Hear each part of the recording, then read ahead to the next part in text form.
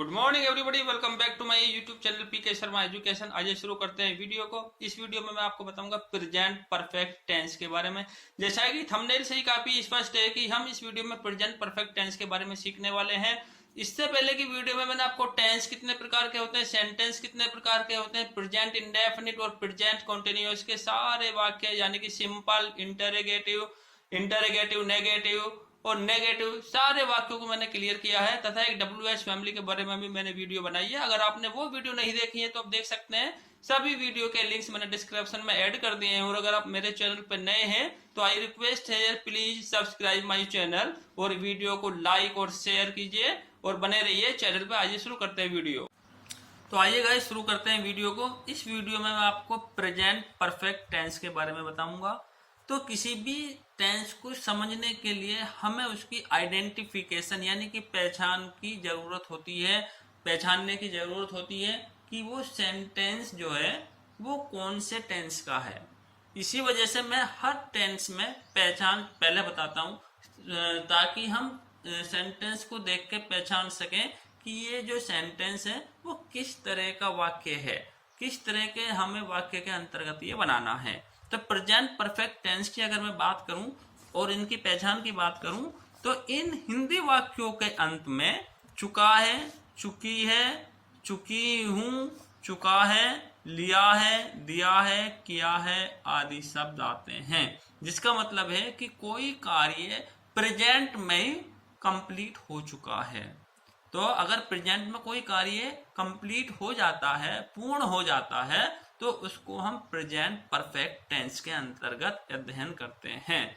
जैसे कि मैं खाना खा चुका हूँ, चुका हूँ आ गया है, मैं खाना खा चुका हूँ। खाने की जो क्रिया है वो कंप्लीट हो चुकी है प्रेजेंट में। खाना खा चुका था तो हो जाएगा पास्ट में, लेकिन हम प्रेजेंट में ही हम बात कर रहे हैं प्रेजेंट परफेक्ट टेंस की। तो इसमें मैं आपको बताऊंगा कि प्रेजेंट में ही काम कंप्लीट हो रहा है, इसी वजह से इसको प्रेजेंट परफेक्ट टेंस बोलते हैं। अब बात करते हैं गाइस हेल्पिंग वर्ब की। तो किसी भी सेंटेंस को बनाने के लिए हमें हेल्पिंग वर्ब की जरूरत होती है। हमें समझना होता है कि उस सेंटेंस में कौन सी सहायक क्रिया, कौन सी हेल्पिंग वर्ब किस तरह के कर्ताओं के साथ में हमें प्रयोग करनी होती है। तो इस तरह के वाक्यों में हम दो सहायक क्रियाओं का प्रयोग करते हैं, हैज और हैव का प्रयोग करते हैं। तो एक वचन थर्ड पर्सन कर्ताओं के साथ, मैंने अपनी पुरानी वीडियो में भी बताया, अगर आपने वीडियो नहीं देखी है तो आप देख सकते हैं, लिंक्स उनके जो डिस्क्रिप्शन में ऐड कर दिए हैं कि एक वचन थर्ड पर्सन किसको कहते हैं। एक वचन सिंगुलर नंबर और थर्ड पर्सन होता है जिसके बारे में हम बात कर रहे हो। First person listener, first person speaker और सेकंड पर्सन लिसनर होता है, और थर्ड पर्सन वो होता है जिसके बारे में हम बात कर रहे होते हैं। तो एक वचन थर्ड पर्सन कर्ताओं के साथ हैज तथा बहुवचन कर्ताओं या बाकी सभी कर्ताओं के साथ हम हैव का प्रयोग करते हैं। और इसमें हम मेन वर्ब की थर्ड फॉर्म का प्रयोग करते हैं। मैंने आपको वीडियो, इससे पहले की वीडियो में मैंने आपको बताया था कि हम फर्स्ट फॉर्म का प्रयोग करते हैं, लेकिन यहाँ पे हम थर्ड फॉर्म का प्रयोग करते हैं। तो वर्ब की जो थर्ड फॉर्म्स होती है उसके लिए मेरी वीडियो जल्दी ही आने वाली है। आप देख सकते हैं कि वर्ब की थर्ड फॉर्म्स को कैसे समझे, सेकेंड फॉर्म्स को कैसे समझे और ING फॉर्म को कैसे समझे, इस तरह से रिलेटेड मैं वीडियो बहुत ही जल्दी बनाने वाला हूँ। 1 या 2 दिन में पब्लिश हो जाएगी वीडियो, आप देख सकते हैं। तो अभी मैं आपको बताऊंगा कि यहाँ पे हम वर्ब की थर्ड फॉर्म का प्रयोग करते हैं। अब हम सिंपल सेंटेंस की अगर बात करते हैं, जैसे कि आपको पता ही है कि सिंपल सेंटेंस क्या होते हैं कि जिन वाक्यों में ना तो नहीं शब्द का प्रयोग किया गया हो और ना ही कोई प्रश्न पूछा गया हुआ हो, उन वाक्यों को हम सिंपल सेंटेंस बोलते हैं। जैसे कि मैं खाना खा चुका हूँ, सीता स्कूल जा चुकी है। तो ना तो इसमें कोई हमने प्रश्न पूछा है और ना ही हमने इसमें नकारात्मक शब्द यानी कि नहीं का प्रयोग भी नहीं किया है। तो इसी वजह से ये सिंपल सेंटेंस के अंतर्गत आते हैं। अब इनको बनाने का जो हमारा फॉर्मूला है उसको समझ लेते हैं। तो सबसे पहले सिंपल सेंटेंस को बनाने के लिए हमें सब्जेक्ट का प्रयोग करना होता है। प्लस उसके बाद में हेल्पिंग वर्ब का प्रयोग करते हैं। और हेल्पिंग वर्ब का प्रयोग हम सब्जेक्ट के अकॉर्डिंग करते हैं कि अगर हमारा सब्जेक्ट एक वचन और थर्ड पर्सन है तो क्या लगाना है, और अगर हमारा सब्जेक्ट बहुवचन है तो हमें कौन सी सहायक क्रिया प्रयोग करनी है। उसके बाद में आता है मेन वर्ब। मेन वर्ब की हम थर्ड फॉर्म का ही प्रयोग करेंगे गाइस। उसके बाद में आता है ऑब्जेक्ट, उसके बाद में आता है rest of the words others. अब हम इसी सेंटेंस को बनाते हैं, मैं खाना खा चुका हूं। तो सबसे पहले हम इसमें सब्जेक्ट का प्रयोग करेंगे। सब्जेक्ट क्या होता है, मैं। सब्जेक्ट क्या है इसमें, मैं। तो क्या लगाएंगे, आई। उसके बाद में क्या लगाएंगे हम, हेल्पिंग वर्ब। अब आई एक वचन तो है, मैं एक वचन तो हूं, लेकिन ये थर्ड पर्सन नहीं है क्योंकि मैं कहने वाला हूं, मैं स्पीकर हूं, तो मैं फर्स्ट पर्सन हूं, नॉट ए थर्ड पर्सन। तो इसी वजह से हम यहाँ पे हैज का प्रयोग नहीं करेंगे, हैव का प्रयोग करेंगे। तो आई हैव, फिर आता है मेन वर्ब की थर्ड फॉर्म। थर्ड फॉर्म होता है ईट। ईट का थर्ड फॉर्म क्या होगा, ईटन, EATEN, ईटन। क्या खा चुका हूं, खाना। Object the food. Very easy. आप अगर समझ लेंगे तो बहुत ही आसान तरीके से बना सकते हैं, इसमें कोई बहुत बड़ी बात नहीं है। उसके बाद में आता है सीता स्कूल जा चुकी है। आइए स्कूल बनाते हैं। तो सीता सब्जेक्ट, सीता होगी इसमें। उसके बाद में आता है हेल्पिंग वर्ब। अब सीता के बारे में हम बात करें तो सीता थर्ड पर्सन भी है और एक वचन भी है। तो एक वचन और थर्ड पर्सन कर्ता के साथ में हम हैज का प्रयोग करेंगे। तो सीता हैज। उसके बाद में आता है जाना। अब जाना को गो बोलते हैं, तो अगर हम यहाँ गो लगा देंगे तो सेंटेंस हमारा गलत हो जाएगा, क्योंकि हमने बताया कि मेन वर्ब की हमें थर्ड फॉर्म का प्रयोग करना होगा। तो क्या होगा, गो, वेंट, गोन। तो हम लगाएंगे गोन। कहाँ जा चुकी है, स्कूल, टू द स्कूल। उसके बाद में आते हैं इसके नेगेटिव सेंटेंसेस। तो नेगेटिव सेंटेंस वो होते हैं जिसमें नहीं शब्द का प्रयोग होता है, उनको हम नकारात्मक वाक्य बोलते हैं हिंदी में। तो इनको बनाने के लिए क्या करते हैं, हम नोट को हेल्पिंग वर्ब के तुरंत बाद लगा देते हैं। नोट का जो हम प्रयोग करेंगे वो हेल्पिंग वर्ब के तुरंत बाद लगा देंगे। आइए समझ लेते हैं फॉर्मूले के अंतर्गत। तो सबसे पहले हम लगाएंगे subject plus helping verb plus note plus main verb की थर्ड फॉर्म का ही प्रयोग करना है हमें। इसमें सिंपल सेंटेंस हो या नेगेटिव हो या इंटरोगेटिव हो, किसी भी तरह के सेंटेंस हो, इसमें हमें वर्ब की थर्ड फॉर्म का ही प्रयोग करना है। उसके बाद में आता है ऑब्जेक्ट, उसके बाद में आता है अदर्स। जैसे कि विद्यार्थियों ने अपना गृह कार्य नहीं किया है, तो इसमें नहीं शब्द का प्रयोग आ गया, तो यह हमारा नेगेटिव सेंटेंस होगा। तो हमें इस फॉर्मूले के अंतर्गत में सेंटेंस को बनाना है। तो सबसे पहला आता है सब्जेक्ट। सब्जेक्ट हमारा होगा विद्यार्थियों, तो लगाएंगे हम द स्टूडेंट्स। अब हेल्पिंग वर्ब कर्ता के अकॉर्डिंग लगती है। विद्यार्थी जो हमारा है बहुवचन है, एक वचन थर्ड पर्सन नहीं है, तो हम हैव का प्रयोग करते हैं। तो दी स्टूडेंट्स हैव। उसके बाद में आएगा नोट, नहीं आ रहा है तो नोट का प्रयोग करेंगे, नोट। अच्छा, अब आएगा गृह कार्य करना। करने को हम बोलते हैं डू, जिसकी थर्ड फॉर्म होती है डन, सेकंड होती है डिड और थर्ड होती है डन। तो the students have note done अपना गृह कार्य। अब अगर हम बात करते हैं कि अपने के लिए क्या लगाते हैं, तो उसके लिए मुझे प्रोनाउंस के लिए एक वीडियो बनानी पड़ेगी कि किस सेंटेंस में अपने के लिए, देखो अगर ही के साथ में अपने के लिए हिज लगाते हैं, ठीक है जी, और यू के साथ में अपने के लिए योर लगाते हैं, आई के साथ में अपने के लिए माई लगाते हैं, ही के साथ में अपने के लिए हिज लगाते हैं, शी के साथ में अपने के लिए हर लगाते हैं, और दे के साथ में अपने के लिए देयर लगाते हैं। तो यहाँ पे मेरे को देयर का प्रयोग करना पड़ेगा, क्योंकि ये स्टूडेंट्स जो हैं अगर हम उनको वे करके बात करते हैं तो यहाँ पे देयर आएगा, और देयर THERE वाला नहीं आएगा। ये समझने की बात है, THEIR देयर। देयर जो आएगा उसकी स्पेलिंग ये होगी। इसके लिए मुझे सेपरेट वीडियो बनानी होगी, तो मैं आपको बनाऊंगा सॉरी, वो मैं आपको बताऊंगा और वीडियो जल्दी ही पब्लिश करके मैं प्रोनाउंस से रिलेटेड इसमें मुझे पार्ट्स ऑफ स्पीच बताने हैं, उस वीडियो में आप इसको समझ सकते हैं। फिलहाल में आप यही समझ लीजिए जो मैंने आपको बताया कि किस सेंटेंस में अपने के लिए क्या यूज करना होगा। तो the students have not done their, गृह कार्य को क्या बोलते हैं, होम वर्क। देखो समझना है हमको, रटना नहीं है। उसके बाद में आता है, अगर मैं बात करूं, एग्जाम्पल दूं, उदाहरण दूं कि रमेश दिल्ली नहीं जा चुका है। अब चुका है आ गया, इसमें सबसे पहले हमने देख लिया कि भाई ये तो प्रेजेंट परफेक्ट टेंस है। उसके बाद में हमने नहीं भी देख लिया, अच्छा उसका नेगेटिव सेंटेंस है ये, तो हमें उसका ही नियम ये फॉलो करना पड़ेगा। तो सबसे पहले क्या आएगा, सब्जेक्ट, सब्जेक्ट लगा देते हैं हम रमेश।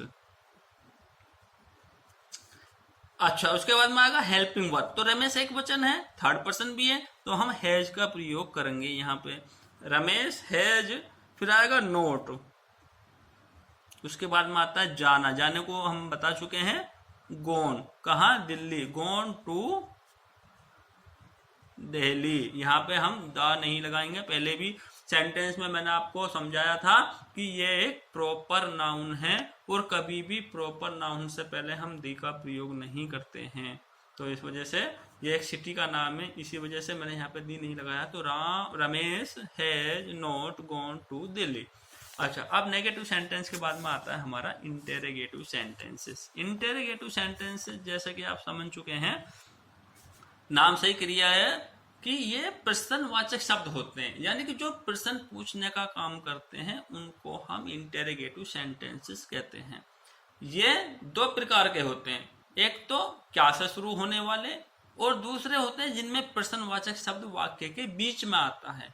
तो अभी हम जिक्र करते हैं, समझाते हैं आपको जो क्या से शुरू होने वाले होते हैं। उन सेंटेंसों की अगर मैं बात करूं तो इसमें हम क्या की इंग्लिश कभी नहीं लिखते हैं। जो क्या से शुरू होने वाले होते हैं उसमें क्या के इंग्लिश वर्ड को हम कभी भी नहीं लगाते हैं। तो क्या लगाते हैं, उसको हम हेल्पिंग वर्ब से शुरू करते हैं। सबसे पहले लगाएंगे हेल्पिंग वर्ब, उसके बाद में लगाएंगे सब्जेक्ट, उसके बाद में अगर नोट भी इन वाक्यों में आ रहा है तो हम नोट लगाएंगे इफ रिक्वायर्ड, उसके बाद लगाएंगे प्लस मेन वर्ब की third form plus object plus others. अगर मैं यहाँ पे बात करूं, सेंटेंस की उदाहरण देता हूं आपको, तो क्या आप ताज देख चुके हैं। आप चुके हैं का मतलब हो गया कि ये प्रेजेंट परफेक्ट का टेंस है, क्या आ गया तो ये इंटेरोगेटिव सेंटेंस है, तो हमें यहाँ पे इस फॉर्मूले का प्रयोग करना है। तो सबसे पहले हमें लगानी है इसमें हेल्पिंग वर्ब। हेल्पिंग वर्ब लगती है सब्जेक्ट के अकॉर्डिंग, तो सब्जेक्ट है इसमें आप यानी कि यू, और यू के साथ हम हैव का प्रयोग करेंगे, तो हैव। उसके बाद में आएगा सब्जेक्ट यू। नोट अगर रिक्वायर्ड है तो, इफ रिक्वायर्ड, तो इसमें नोट का प्रयोग नहीं होगा। नोट का प्रयोग क्यों नहीं होगा, क्योंकि नहीं शब्द का प्रयोग ही नहीं हुआ है, इस वजह से हम यहाँ पे नोट नहीं लगाएंगे। प्लस मेन वर्ब की थर्ड फॉर्म यानी कि seen, have you seen the ताज।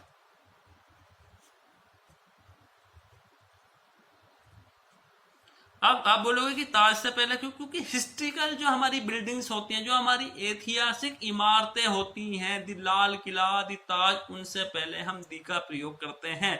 बहुत सारी बात समझाने के लिए है। ए एन दी का प्रयोग हम कहाँ करते हैं, जिनको हम आर्टिकल्स कहते हैं, उसके लिए भी मैं एक अलग से वीडियो बनाऊंगा। तो अगर आप मेरे चैनल पे नए हैं तो आप सब्सक्राइब कर लीजिए मेरे चैनल को, वीडियो आपको मिलती रहेंगी। डेफिनेटली आप एक अच्छे इंग्लिश स्पीकर बन जाएंगे। आप समझते रहिए, और इंग्लिश स्पीकर बनने से पहले हमें अपने इंग्लिश का बेस क्लियर करना पड़ेगा। हमें सेंटेंस के बारे में और ग्रामर के बारे में अच्छी तरह से समझना पड़ेगा। चलिए दूसरा सेंटेंस हम देख लेते हैं, जिसमें क्या के साथ साथ नहीं का प्रयोग भी अगर हुआ है तो। फॉर एग्जाम्पल, क्या हम रामायण नहीं पढ़ चुके हैं, तो क्या से शुरू हो रहा है, इंटेरोगेटिव सेंटेंस है हमारा, तो हम बनाएंगे हैव, क्योंकि हम जो हेल्पिंग वर्ब लगाएंगे वो हम के अकॉर्डिंग लगाएंगे, और हम जो है ये प्लूरल है, बहुवचन है यहाँ पे, तो हैव वी। उसके बाद में यहाँ पे आएगा नोट, क्योंकि रिक्वायर्ड है यहाँ पे, तो हैव वी नोट, और रीड, रीड की जो थर्ड फॉर्म होती है वो भी रीड ही होती है। Have we not read Ramayan.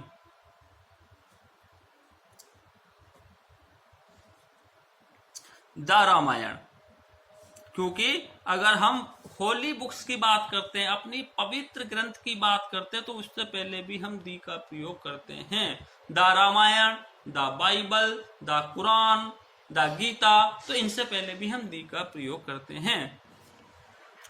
अच्छा, अब बात करते हैं यदि प्रश्नवाचक शब्द वाक्य के बीच में आया हो तो उसको कैसे बनाते हैं। वेरी सिंपल, उस प्रश्नवाचक शब्द को उठाओ और उसको सबसे पहले लिख दो, और बाकी का जो ये नियम है ना, ये जो मैंने ऊपर बताया था क्या से शुरू होने वाला, बाकी का इसी का पालन करते हुए हम वो सेंटेंस बना देंगे। आइए देख लेते हैं। तो इसका जो फॉर्मूला है, सबसे पहले आएगा क्वेश्चन वर्ड, उसके बाद में आएगा हेल्पिंग वर्ब, उसके बाद subject plus note if required, according, अगर जरूरत है तो लगाएंगे और नहीं हो जरूरत है तो नहीं लगाएंगे। उसके बाद मेन वर्ब की थर्ड फॉर्म का प्रयोग करते हैं, प्लस ऑब्जेक्ट प्लस अदर्स। आइए उदाहरण देख लेते हैं कि मैंने आपको किताब क्यों नहीं भेजी है, या मैं आपको यह किताब क्यों नहीं भेज चुका हूं। गाइस, हमें इसका जो मतलब निकालना है, हमें ये नहीं कि भेजी आ गया और इसमें तो हमने लिया है, दिया है, चुका है, पढ़ा है, इसमें ये तो नहीं आया। तो इसको हमें सेंस निकालना पड़ेगा कि मैंने आपको किताब क्यों नहीं भेजी है, या मैं आपको किताब क्यों नहीं भेज चुका हूं, एक ही मतलब है। तो ये हो गया हमारा प्रेजेंट परफेक्ट टेंस, और उसमें प्रश्नवाचक शब्द है आ रहा है, तो ये हो गया प्रश्नवाचक वाक्य। इसको बनाने को हम इसी नियम का फॉलो करते हैं। तो सबसे पहले हम क्वेश्चन वर्ड लगाएंगे। क्वेश्चन वर्ड क्या है, इसमें देखो मैंने आपको एक WH फैमिली की वीडियो बनाई है, अगर आपने वो वीडियो नहीं देखी है तो आप देख लीजिए, समझ लेंगे, और उसका जो लिंक है डिस्क्रिप्शन में ऐड कर दिया है, तो आप समझ सकते हैं कि WH फैमिली का प्रयोग कैसे करते हैं। तो इसमें WH फैमिली क्या है, क्यों, क्यों का प्रयोग, जो वर्ड आ रहा है क्यों आया, तो इसको हम लगाएंगे यहाँ पर वाई। उसके बाद में आएगी हमारी हेल्पिंग वर्ब, हेल्पिंग वर्ब इसके अकॉर्डिंग आएगी। तो आई के साथ हम क्या प्रयोग करते हैं, have, why have. After that we need to use subject, subject क्या है, आई, वाई हैव आई। अगर इसमें नोट का प्रयोग हो रहा है तो हम नहीं भी लगाएंगे, नहीं के लिए नोट लगाएंगे, तो वाई हैव आई नोट। उसके बाद में आता है मेन वर्ब, मेन वर्ब क्या, भेजना, और भेजने को सेंड बोलते हैं हम, जिसकी थर्ड फॉर्म हो जाती है sent. Why have I not sent किताब, ऑब्जेक्ट है इसमें किताब। Why have I not sent the book, किसको, आपको, to you. Why have I not sent the book to you. उसके बाद में आता है उसने मुझे सब कुछ बता दिया है, उसने मुझे सब कुछ क्या बता दिया है। अब मैं आपको बताऊंगा कि अगर क्या का प्रयोग वाक्य के बीच में है तो उसकी तो इंग्लिश हमको लगानी होगी, उसकी इंग्लिश हम लगाएंगे। अगर शुरू में आ जाता तो उसकी इंग्लिश नहीं लगाते, लेकिन यहाँ पे हम क्या की इंग्लिश लगाएंगे। तो पहले हम सबसे पहले इसी की इंग्लिश लगाएंगे, व्हाट। उसके बाद में आएगी हेल्पिंग वर्ब, देखो क्वेश्चन वर्ड के बाद में हेल्पिंग वर्ब, उसने, तो ही के साथ क्या लगाएंगे हम, हैज। उसके बाद में सब्जेक्ट, सब्जेक्ट क्या है इसका, ही। वाई हैज ही, बताना, बताने को कहते हैं टेल, और यहाँ पे हो जाएगा टोल्ड, थर्ड फॉर्म लगाएंगे ना। तो what has he told me, सब कुछ, सब कुछ को क्या क्या बोलेंगे हम, all. What has he told me everything, सब कुछ को एवरीथिंग भी बोल सकते हैं, ऑल भी बोल सकते हैं। तो EVERY everything. What has he told me everything, what has he told me everything. तो इस तरह हम सेंटेंस को बनाते हैं। तो इससे आगे की वीडियो में मैं आपको नेक्स्ट टेंस के बारे में, नेक्स्ट सेंटेंस के बारे में, वर्ब की थर्ड फॉर्म्स क्या होती हैं, वर्ब की आईएनजी फॉर्म्स क्या होती है, उनके बारे में बताऊंगा। तो अगर आप मेरे चैनल पर नए हैं तो चैनल को सब्सक्राइब कर लीजिए और बने रहिए, देखते रहिए वीडियो को। ठीक है, चलिए बाय बाय।